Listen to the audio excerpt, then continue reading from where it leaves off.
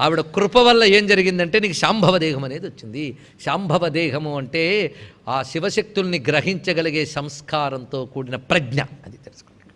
అది కావాలి. ఆ ప్రజ్ఞ ఎవరివ్వాలి? అమ్మవారు ఇవ్వాలి. అమ్మవారు అనుగ్రహం ఉంటే కానీ ఆ పరబ్రహ్మం తెలియబట్టు. అందుకే ముందు గురువుగా శివుడు ఏం చేశాడు?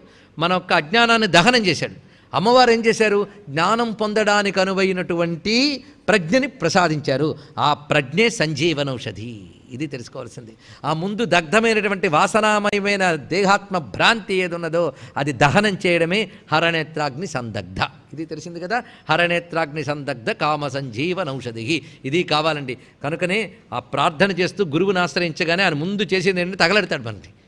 తగలబెట్టడం అంటే మనం పోగు చేసుకున్నటువంటి మాలిన్య అజ్ఞాన మాలిన్యపు దేహాన్ని దగ్ధం చేయించితే అప్పుడు అమ్మవారు వచ్చి ఆ మిగిలినటువంటి వాసనలు ఏమైనా ఉంటే అవి కూడా తొలగించి నీకు ఆ అమృత కోశమయమైనటువంటి స్థితిని